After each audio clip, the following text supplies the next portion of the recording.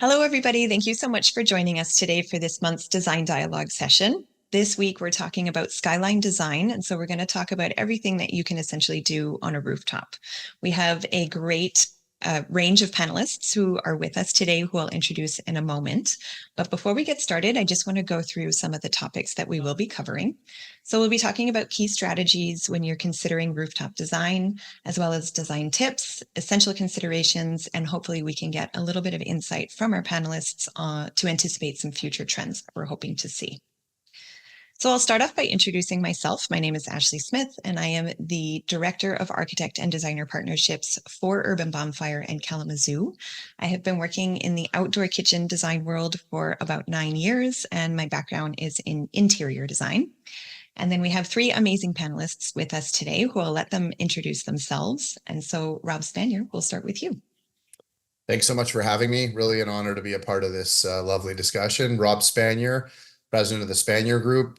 We're a real estate development and advisory firm who's been around for rounding our 7th year this year, but I've been in the industry and in the space for over 25 years, working on large-scale mixed-use developments, resorts, hospitality projects, communities, neighborhoods, and places, including vertical neighborhoods, and very much excited to dig into this conversation because it has a lot of impact on really the true place of home and the true place of these communities.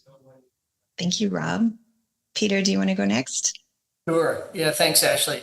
So I'm Peter White. I'm the principal and one of the owners of Zen Associates. We're located in Boston, and our focus is on landscape architecture and interior design, and we are a design build company.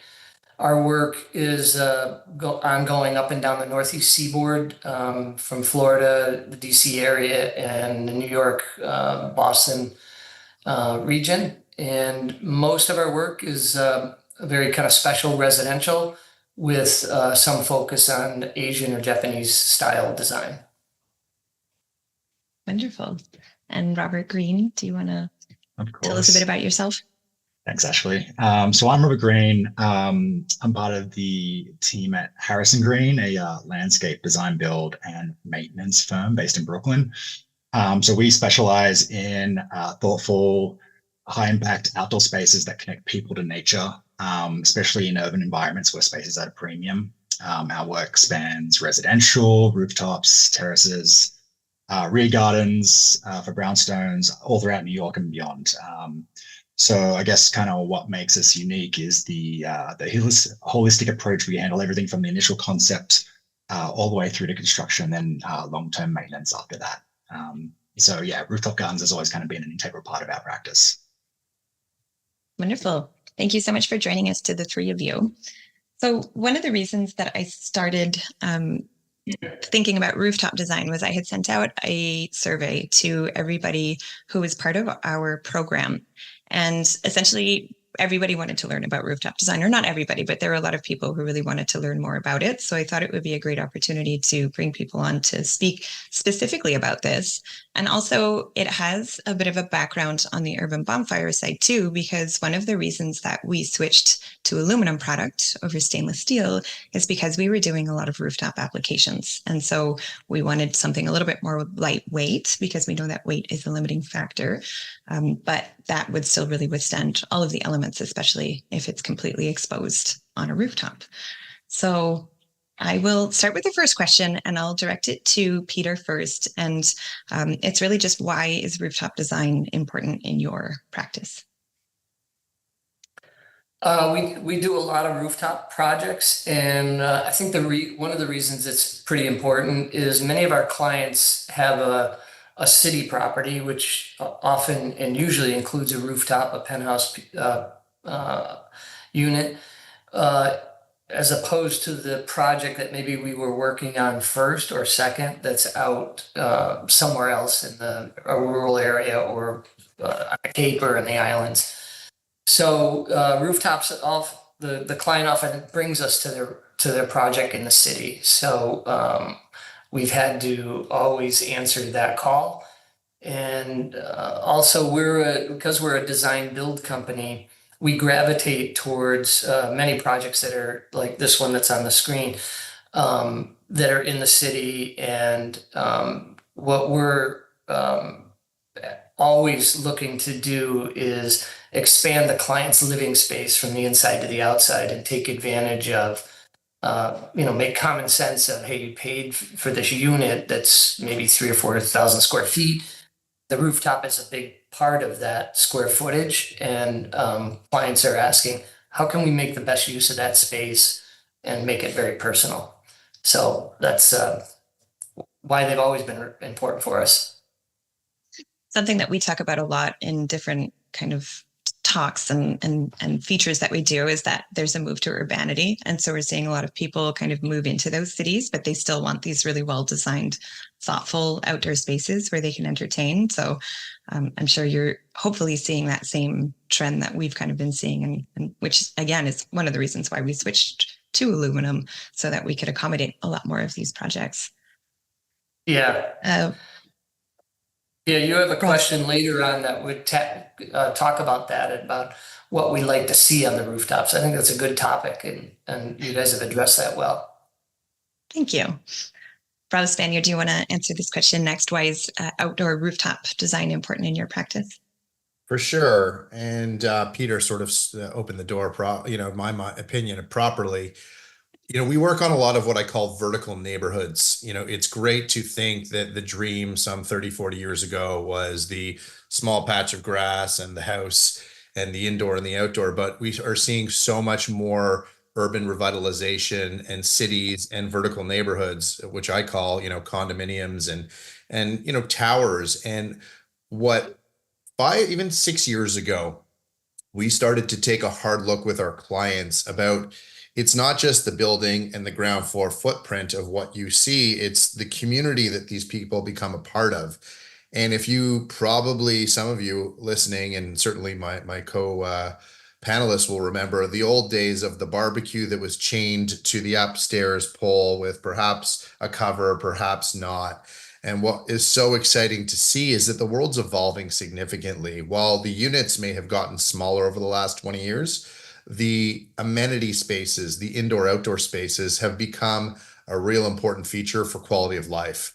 And I'm sure we're going to get into it on this call, but the idea of living in a 500, 600, or 700 square foot space shouldn't prevent you from really enjoying the community that you're in. And these amenity spaces and these rooftop patios and the stadium kitchens, both indoor and outdoor, allow you to have a party with your friends or family or have a celebration without feeling so constrained and confined. And what I love about this conversation is, back in the day, you'd have to search for a venue to experience that if you lived in the urban environment. And now developers are getting very savvy about how you are attracting people to want to live or buy a unit in your project has a lot to do with everything that's outside of that box that you're buying.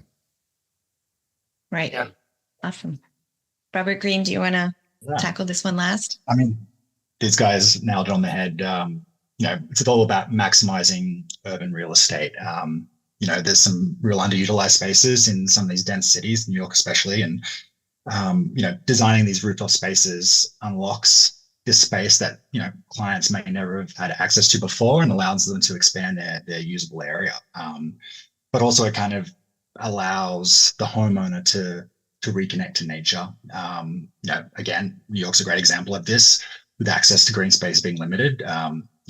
Rooftop gardens offer a vital connection to nature, and helps with your well-being, relaxation, and even productivity if you work from home. And as the other guys touched on as well, just like entertaining is another aspect. So yeah, it's a real value addition, not just like from a financial and property value standpoint, but just like a health and well-being standpoint too. Awesome. Thank you. So Rob Spanier, I'm going to direct this one to you first, because the timeline that you mentioned is kind of similar to what I have in my question. But are there certain features that you're frequently asked to incorporate, and have these changed over the last 5 years? You said in the last 5 to 6 years was kind of when you shifted focus. So what made you decide that, and what are you seeing being included in these spaces? Well, and I love seeing these photos cycle through, because our office and our practice is in Toronto. We work across Canada and certainly in the United States as well. It was really the founder of Urban Bonfire that turned my whole mind to this space and this place. of outdoor amenities and living. And it's, you're seeing as these pictures cycle through of green space, places to gather, places to connect, places to cook. And, Ryan Bloom is really an innovator in this space and understood that the amount of return on experience, quality of life, is immeasurable based on the ability to create an environment for people to come. People used to think that real estate was all about the prized possession of the condo or the loft or the bedroom space. I learned many years ago building resorts around the world that at IntraWest that really we only live in about 800 square feet. If you do, many studies have been done. The houses are 3,000, some of the big mansions, 10,000 square feet, but we really only live in 800 square feet. And what Urban Bonfire and Ryan, I give him full credit for figuring out is there is something special about nature in the outdoors. And so whether it is a well-positioned chair, the fireplaces that you're seeing in these images, some foliage, green space, certainly the hearth or the place to cook, and then the place to gather, those are the things that we are seeing. And it's interesting because we have been advocating for this probably since Ryan started the company, not because of Urban Bonfire, but because we saw this as a trend. And many developers really wanted to sell, the human shelf, as I love to call it, the vertical human shelf. But it's really the outdoor space that can help you make the experience better. I don't believe that you're going to necessarily sell a residential unit for more money, but I think you'll sell them faster by having greater overall amenities and experiences within the building. So everything that I'm seeing in these images are the things that we are proposing, recommending. And it's funny, once people live in these buildings and in these properties, then they start to say, bring friends over, and their friends are saying, why don't I have that in my life where I live? I mean, I find we're especially seeing people who are kind of, I'm going to say trending. I don't love to use the word trend because it makes it seem like it's something that's passing by. Whereas I think people are just putting more focus on wellness and biophilic design. And Rob Green, you kind of touched on this too, is just like connecting with nature and being outside as much as possible, even if you're in a city, which I think is great that people are really prioritizing that. And that's why I hope it's not a trend. I did a whole panel on wellness design in particular as well, that people can watch on the website if you'd like to. But I think it's just such an important topic. And I think it'll come up in any topic that we're talking about of like why things have changed in the last 5 years. I think wellness and biophilic design has so much to do with that. Hopefully I didn't take everybody else's answers for this, but Rob Green, do you want to tackle that as well? What's the most important, what are certain features that you're frequently asked to incorporate and have these changed over the last 5 years? Not just about connecting with nature, but it's also kind of responding to nature and the climate and how things are today. Like, with extreme weather events, for example, like people are asking for better shade solutions, better wind protection, materials that can weather the heat and UV exposure. So we're getting all these new requests, heaters, things that we typically wouldn't get in the past. Furthermore, there are the stock standard requests. There's the lounge and dining areas, like Rob said. People want space to entertain, comfortable seating, dining zones. That's always high on the wish list. But lately, people have been asking a lot for kitchen gardens, container gardens, and raised beds that are tailored to low maintenance or edible plant pallets. People want to feel more involved in the process of growing their own food and bringing that inside and just feeling responsible for something in the environment. Rob Spanier, you look like you have something to add to that. Is that? It just made me think, Rob 1, Rob 2, Robert Green, about this idea of participating in the experience. I'm seeing a lot more gardens where you can forage, right? I think of some of the best restaurants in the world where they have, farm to table. It's sort of becoming almost patio or rooftop to table. And I think that's a really special thing because people start to care when they're involved in the process. I find when we get involved in developments and there is a survey of what you would like to see, I find that very vanilla. I find that when you really get into it and ask how people want to live, you get a much bigger window into it. And health and wellness, I think, is such a big deal. And that idea of, can you corner off, subject to weather conditions, an ability for people to grow carrots, tomatoes, basil, mint, what have you? What an amazing experience that is. Yeah, Yeah. absolutely. Actually, if I could give you just a comment on this, it'd be, I find it interesting that you even asked this question about what are people asking about and for, is what we've seen over the last, we're interior design and landscape architecture. So we're exploring the interior spaces and the exterior spaces and always trying to maximize the connection between the two. And I encourage clients who have these outdoor spaces that to put their mind in start thinking about the outside like a living room, inside or as a kitchen. Today, there's so many manufacturers out there that have accommodated, like furniture manufacturers, say, like Kalamazoo and Urban Bonfire, that have produced a kit of parts that don't feel like a kit of parts. They're modulated and you can put them together and create an outdoor living space in a compact area that functions like your extended dining area or living room. And those products, especially furniture, I mean, there's furniture manufacturers that are making things that look as gorgeous as what's in the living room, that hold up to the outdoors, that have cushions that drain quickly, that have hidden covers that can pop out when you want to go away for a month and cover it so the soot and the dirt and the rain doesn't kind of make it look tired when you got back. And planters, just the products that are coming out are fantastic. Fire tables and pits, even lightweight or more lightweight custom hot tubs that don't have to look like the fiberglass tub that many people are familiar with. So yeah, in the past 5 or 10 years, I think the options for accessories on a rooftop have just exploded. Yeah, absolutely. I mean, we've seen that so much, and I think I love seeing the opening up of the indoor and outdoor and how it is much more seamless, and the outdoor really is just an extension of the indoor. But I also like to think of it as a unique opportunity because there's so many things that you can do outside that you can't do inside as well. So it is still together, but I do like to think of it a little bit uniquely.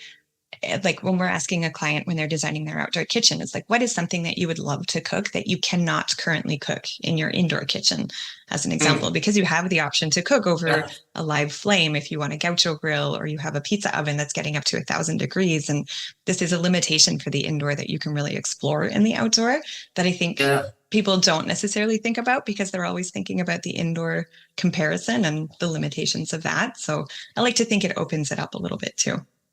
Yeah, that's so true. So what are the most important factors to consider when designing an outdoor rooftop or elevated outdoor space? Mark, I see your question. I hope that this will answer it. If you have a follow-up question, just include it in the chat. But Robert Green, I'll start with you on this one. Yeah. So what are the most important factors to consider when designing a rooftop? I mean, there's a few. I mean, for me, multi-functionality is one, making every square foot count. Design elements should serve more than just one function. Whether it's built-in seating with storage, planters that kind of also double as dividers for a space, or kind of like adaptable fold-away furniture. All these things are important. Another factor would be understanding the microclimate that you're working within. An example for me is in New York, we could be working on a project that's 37 stories up. And we almost have to treat that project like it's an upstate New York project or almost like an alpine environment, just because the wind chill and the exposure is just on a whole different level. You think about the wind, the sun, the temperatures. So you need to choose plants and materials as well that can withstand these conditions. That's kind of essential to a successful design space.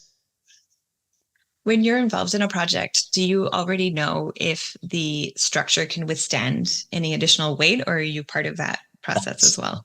Huge. So now we're getting into the technicality of the design, whereas structural load capacity is starting with an assessment is key. It's critical to understand what the building can support in terms of soil depth, planter weight, furniture, and the amount of people. That's probably less important for newer builds, but I work in a landscape like New York where we're working on buildings that are 100, 150 years old. So these roofs weren't designed to hold any kind of landscape space. So that's one of the first things you have to do is just kind of understand what the space can hold. And then also thinking about like zoning and permits as well, like municipal codes. Every region, every city is different. Whether that's around height restrictions, what's visible from the street, safety rails, green roofs. It's important to incorporate these things kind of early in the design rather than later, and then having to go back and revise everything. So this is a question from Mark. I can't take full credit of this, but he's asking what percentage of project costs are eaten up by beefing up the structure. I don't know if you can answer that or not, and I can move on to somebody else if you'd like. I mean, usually we find that if a structure, we do mostly residential, private residential. So like if a structure cannot hold the weight, we design to what the structure can hold. So very rarely will we kind of upgrade a structure unless the client has really deep pockets, because that can cost quite a bit, whether it's spanning some steel members from one wall to the other to hold up a hot tub. We've had to do that before. And that was the only item of significant weight. So we could, wouldn't say cut corners, that's not the correct term, but, structurally reinforce that one element. Yeah, that one element and not have to worry about it for the rest, because the rest was meeting the requirements.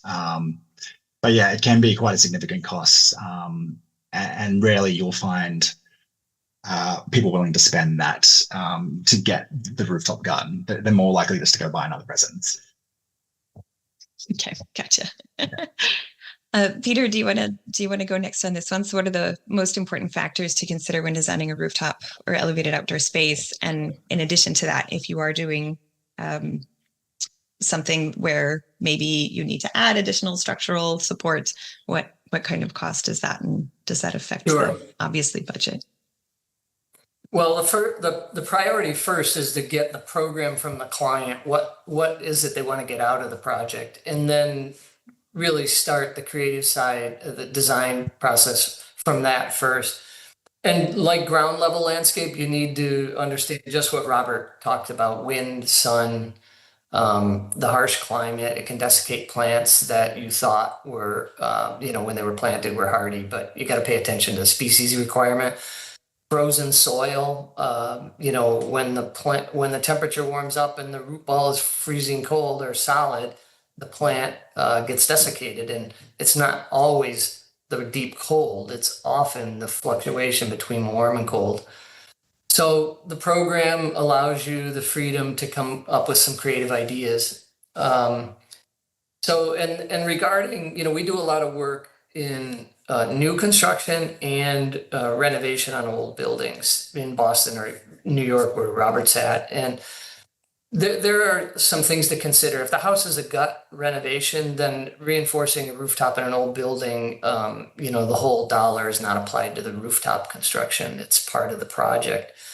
But in Beacon Hill and Back Bay, if we're going to build a roof deck on an old structure and they don't want to get in to reinforce it, there's often is you're spanning bearing wall to bearing wall with LVL beams and elevating the deck, and now you've got a flat surface that's maybe anywhere from 10 inches to 18 inches above the membrane below, and you stay away from invasive work in that membrane.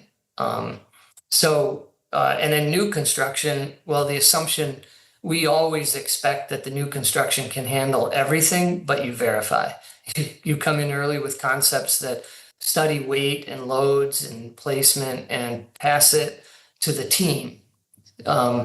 If you're working on rooftops as a landscape architect and you haven't embraced the need for your team to be staffed or have a team member of a structural engineer, then you're probably missing the biggest thing that you need early on in the project. You need to review all that.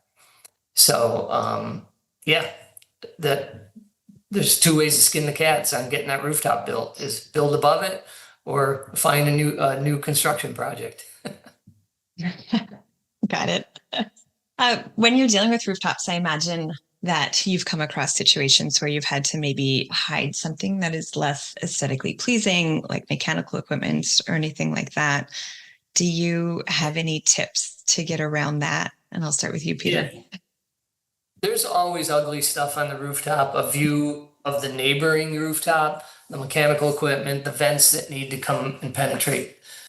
So I think it's important to focus on what you want to see and then come up with screen panels or elevated planters with, espalier for on this photo behind that screen wall that's lit at the top. There's a pretty ugly project. So we just built in front of the existing parapet and controlled the elevation from 5 feet down. On this photo as well, there's pretty ugly terrace beyond that wall.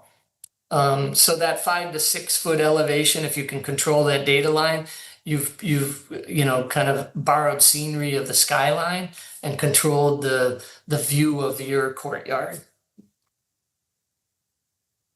So yeah.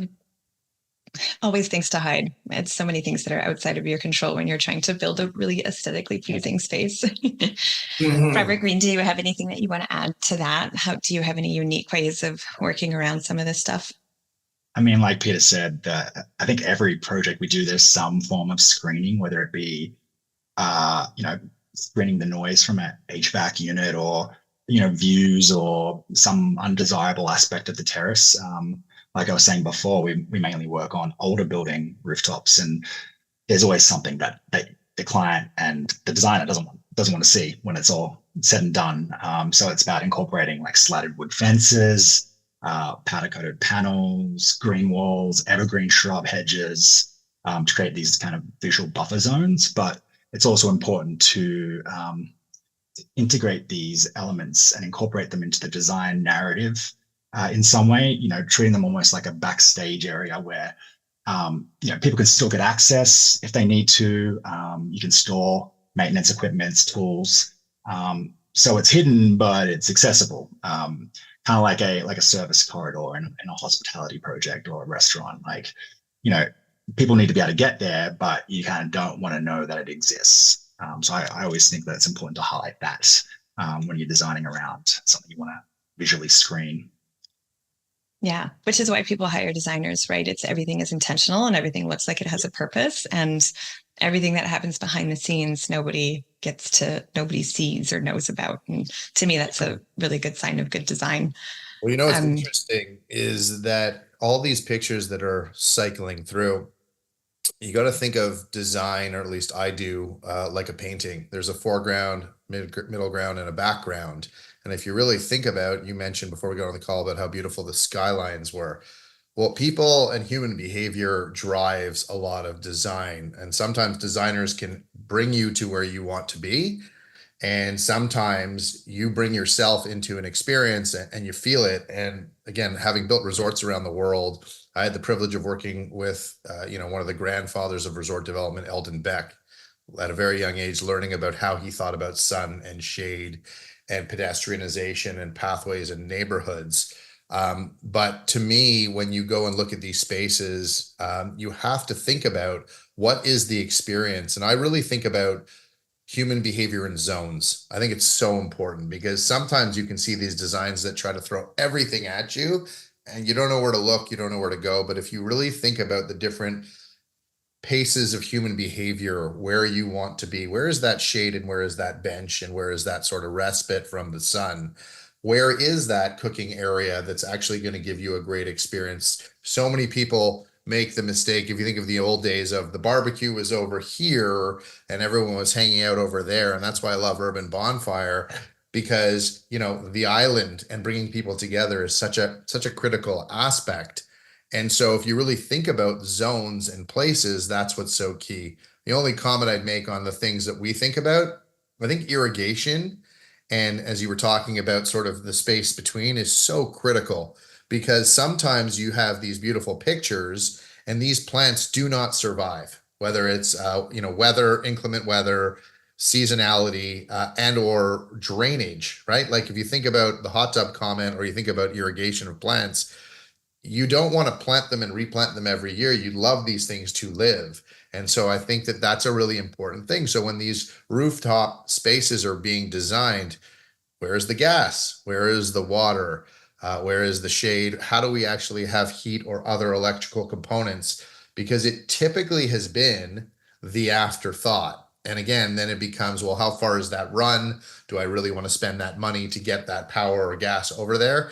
And I would say, I would posit that the future is all about thinking about those details first versus last, because a lot of these public spaces or private public spaces are the afterthought. Whereas if you started with those details, same way I think about the ground floor 50 feet up in the retail, it's incredible because I think, the world of living and condominium living or house living is complicated, but these spaces, if prioritized the same way people think about designing a bathroom, and it's used by so many more people, imagine how great that would become. Yeah, this is certainly something that we come across a lot, being the outdoor kitchen fabricator designer. It's so often the last thing that goes into a project. And so there's decision fatigue that comes into that. There's just so many factors that people might be a little bit fed up or not putting as much intention into the design or thought into the design. But if it's really well thought out, then it's more successful. Make one more comment, which is the greatest lesson I ever learned, which is when I redesigned and we did our own house, we did the backyard first before we did the inside. My wife probably would have never let me do the outside after, just because of the cost and all the things. But I'm super happy I did outside first because we took that care and attention to it, and then the goal was to make the inside feel as good as the outside. Yeah, so I've heard this too, that people are starting to do the outside design first, which I'm all for. I think the most, I'm going to say, extreme version of this that I heard was that somebody, to decide their indoor flooring, they decided what they were putting outdoors first and just brought that inside so that they could have that fully seamless transition, because there's so fewer materials that you can use outdoors, obviously, but they did not want to have that barrier at all between the indoor and the outdoor. And I love to hear situations like that. There's just so much more thought and emphasis being put onto that outdoor design. Yeah. So I'm going to dive deeper for a sec. So we got into this a little bit, but there's some certain unique constraints like access drains, elements, ongoing maintenance that you need to be able to access from a rooftop, especially if they're located under these raised surfaces that we're kind of talking about. So how do you address that in your design, and how do you work around that? Peter, I'll get you to start that one. Sure. Yeah. New and old construction today, almost every rooftop that we do, and even some ground level work, is on a pedestal type of system. And there's different manufacturers out there, and they're essentially the same product. There's a pedestal at the corner of each paver. It's adjustable and it can give you a flat surface. What that also gives you is a huge array of material types that can be used for outdoor paving, and generally larger format pavers that can have, with the porcelain selections that are there today, you can get many of the color tones that you want, or the look or the feel of whatever on the inside.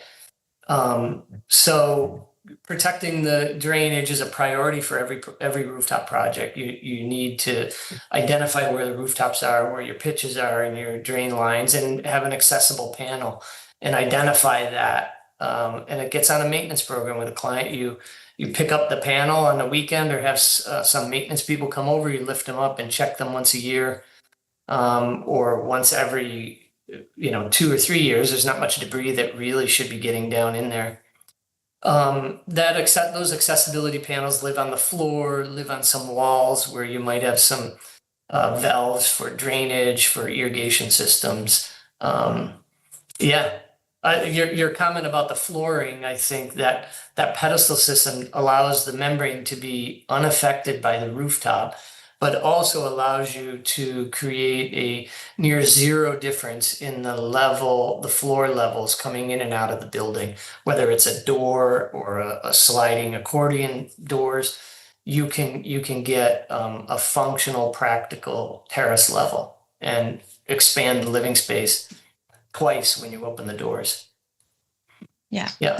We always love working with these pedestal systems for the kitchens, because then you're not working with that slope that can really affect any outdoor project. So it's always fun. Yeah. And we've certainly been asked to have portions of the kitchen that is movable. So one cabinet, so that because they're putting the kitchen on top of this access panel that they only need to access once a year. So they don't want to have to, have it completely open. They still want it to be usable space, but for that one time in a year or 2 or 3 years, then they really do need to be able to access it. So it's like a separate cabinet with its own countertop that they're moving in and out of a kitchen. There've been some unique applications that we've seen. Rob Spanier, do you have anything that you want to add to that? No, I think we've sort of nailed it. Like I just sort of feel like every question is flowing into the next question, and I don't have anything else to add. Wonderful. If somebody's looking to get into rooftop design or, raised patio balconies, it's not just rooftops that we're talking about here. It's really any kind of compact space where there's unique constraints, I'll say. I always like to use the word opportunity instead of challenge, because I think it just makes us be a little bit more intentional and thoughtful about the design. So it's an opportunity. Rob Green, I'm going to start with you. What's your advice to somebody who's looking to get more into these spaces? And are there any guides or resources that you recommend somebody to check out?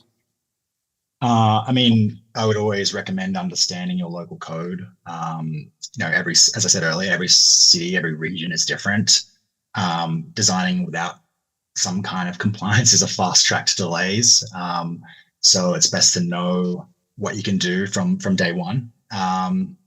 And I guess the structural assessment also kind of ties into that. But also, I guess when you're designing, it's about thinking from a multifunctional standpoint. Making every element count, sometimes due to limited space. So whether it's multifunctional furniture, all the things I touched on earlier, that can really make a small space feel bigger and more practical. In terms of resources, Green Routes for Healthy Cities is a document that has standards and training and case studies for green roof systems, which we're doing more of these days. People understanding the benefit of green roofs, but also go out there and just find some books. I'd say look at pictures, understand how these spaces are laid out and what makes them successful. That's the best thing I can recommend. That's great. Rob Spanier, do you have anything that you want to add to that? Yeah, when I heard your question, I thought more practically, which is like if someone had the burning desire to get into this space, landscape architecture, studying landscape architecture is a great place to go. But if you're asking from the perspective of where do you get those resources? The internet is a wonderful thing because you can travel the world with a couple strokes of the key. And I would say become a passionate expert. I think one of the greatest mistakes is that we have been trained to believe that someone is going to tell us how we want to live. So you hire someone to tell you this is what you want. You ever ask, a wait staff, what's your favorite thing on the menu? I am always suspect. I always ask that question. Then I say, why am I asking what this person likes? So you have to understand what it is that you want. And then you need to hire the right expert to say, okay, what is possible? Because I think that some of I would love to have cacti and palm trees, but I live in a cold weather climate in Canada. Very hard for those things to survive, live, etc., as much as I would love them. But I also think that the world of design doesn't have to be expensive. And sometimes people gravitate towards the most expensive things. And then there are some really intelligent, inexpensive decisions you can make when doing these things. But then there are things that you need to spend money on to be smart, because I find sometimes people end up replacing things. So I'm a big proponent of the furniture. I think Peter mentioned it, like buy quality so it lasts a long time, especially in these spaces when I think about them that have high traffic and a lot of use, and store them well, because you will have a lot better experience as opposed to the homeowners association, condo association, going from stuff that was average to stuff that is average to then they won't spend any more money. Spend the right money and hire the right experts to determine the lifetime of these products, because I think it's really important. But I would say from a resource perspective, endless, examples and opportunities with the internet. Yeah, absolutely. I'm going to touch on that thread that you talked about in choosing quality materials, because this is really something, no matter what topic I'm talking about outdoors, this tends to come up. And I think it's just such an important thing to focus on, is you don't want to have to replace your outdoor furniture or lighting or kitchen or grill every year. So it is probably a little bit more expensive up front, but in the long run, it's really, really worth it to invest in higher quality materials, especially on a rooftop application. Like, it's so exposed, or can be so exposed to harsher elements than anything in somebody's backyard. Peter, did you have anything that you wanted to add to that? Sure. So advice I'd give is to somebody, I'm assuming this question is like somebody who wants to get in and design these spaces, that like what Robert touched on, is do your assessment up front. Know what your town or city regulations or review boards are requiring of you and what their focus is, visibility, materials, or use. Then don't forget the building code issues. Like, what's the egress that you're coming to and from? This is especially important on older renovations, like in historic districts. Know your fire code egresses. If you're designing, expanding a deck and you can add another 20 people, can they get up and down the stairs? Find out those things early on before you tell a client that you've got a great idea you want to show them. So build a team of consultants, especially if you don't have that experience yet. Rely on your creativity to create great spaces, but get code review, get regulation review. And on materials, I think the group here knows this well and has already touched on it. Quality materials count. There was a time when we would feel like a custom designed kitchen cabinet was really important, and we talked to a cabinet maker and a builder, on every new project, we'd come up with a great layout and a great look on the outside finishes, and they'd build it on site or in a mill shop and bring it up. And what you get often is a heavily built product that the weather kind of takes a toll on it in a year or two, and there's a little moisture that you didn't want in there, and bugs and webs. And when we found Bonfire, which I was pretty excited when you reached out to ask us to be on this panel, because Bonfire solved all those solutions for us. We could tell a client, this is a aluminum cabinet that closes nicely after 6 years, and you open it up, it's got a finish inside, and there's a kit of parts that we can put together and get any size cabinet you want, and the color and the finishes all work. That we tried to do on all these custom stuff with materials that were, proven to work well outside, but assembled and built just don't always work in these environments the way you thought. So yeah, quality materials and appliances really matters. Well, thank you for the kind words about Urban Bonfire. I have to say that we do get pictures of existing kitchens, and they say we need to replace this with your kitchen system. So how can we do that?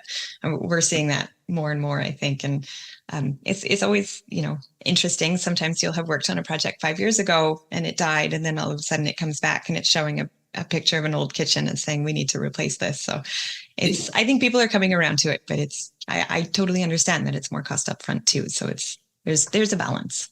I'll tell you, and I'm a proud Urban Bonfire owner of 2 islands, 2 systems, one which is a really cool thing called an Evo, which is a flat top cook grill, and a Heston barbecue.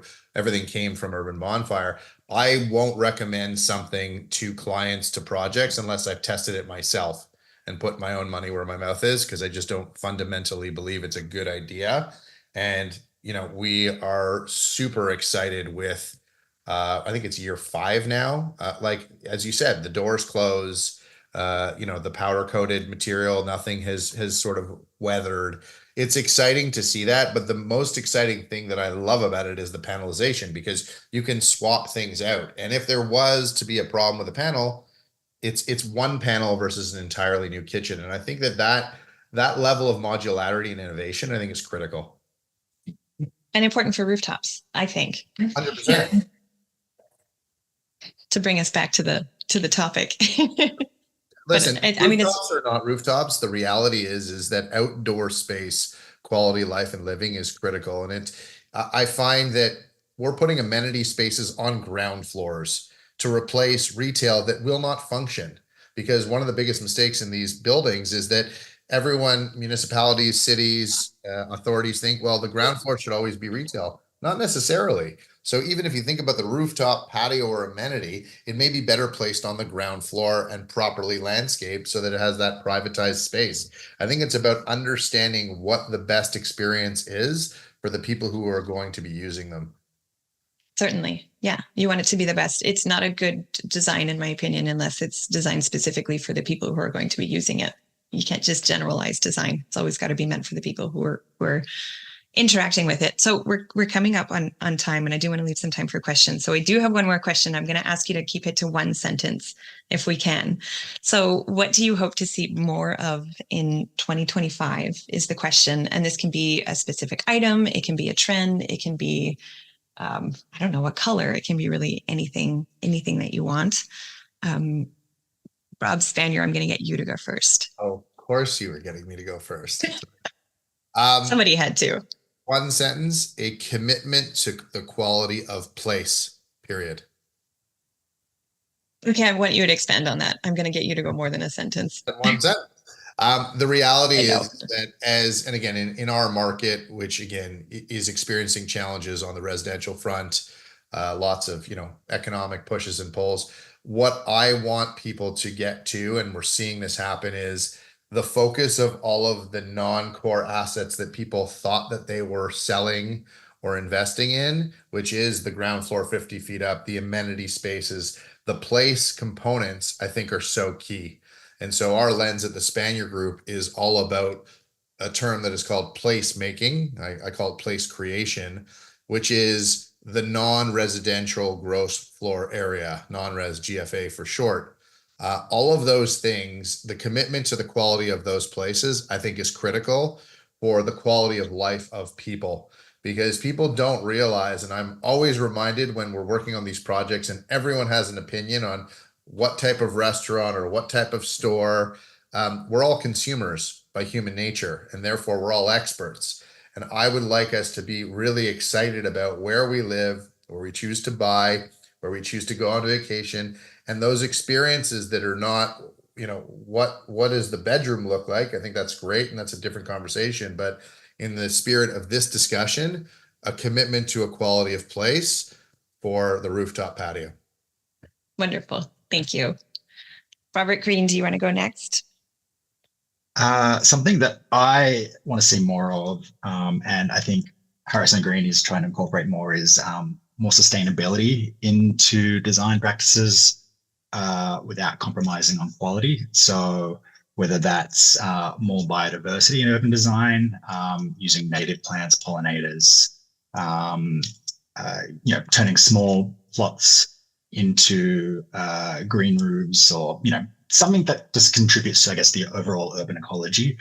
And then a part of that is just using thoughtful climate responsive materials as well, whether it be recycled aluminum, permeable pavers, heat reducing surfaces, anything we can do to use less and be more sustainable is a good thing in my books. Absolutely. Peter, do you have one Sure. sentence or couple of sentences? Yeah. I think I'd like to see more, even though we see a lot of clients bringing us or their designer to the table with a very open mind about big ideas, exploring big ideas for these small spaces, then whittling it down to what their needs are, but let dream and explore lots of different options up front in the early phase where it's inexpensive and really fun to do. Then whittle it down to what's right for them. I like that a lot. Dream big. Why not? Yeah. Hopefully you're only doing this once. Maybe. Yeah. Or You're not up too in often. the sky already, so. Yeah. I like that advice. That is it for questions. We do have about 9 minutes left. So if anybody has any questions, any attendees, if you want to pop it into the Q&A chat, then now is a great time. I will take this opportunity to talk a little bit about what's coming next. So next month, I do have two. I have one design dialogue, which is on versatility in design. So I have a guest who will be joining me to talk about incorporating outdoor kitchens into custom elements and just kind of some unique applications for that. And then I'm also doing a CEU. So if anybody needs any credits, I will be doing elevating outdoor kitchen design. All of that information can be found on our website that I'll share with everybody after this. I don't have any questions that are coming in right now. Do any of the panelists have any closing remarks that they would like to get out into the world before we let everybody go? Yeah, well, I really appreciate you inviting us to come talk with this group. I looked into Robert's work and I saw a little bit of Rob's work also. And I think everybody here on this panel has got some great knowledge and experience with how to make these outdoor spaces great. And I appreciate you inviting us to this call. Thank you so much for coming, to all of the panelists. This was, I think, hopefully really interesting for everybody who did attend. And I know that I learned something or a few things throughout all of this. So I hope the same for everybody else as well. Differing perspectives. I think, you know, if I think about just what Peter was saying, it takes a village to make great places, whether they're outdoors, indoors. And I love the idea of thinking big and early.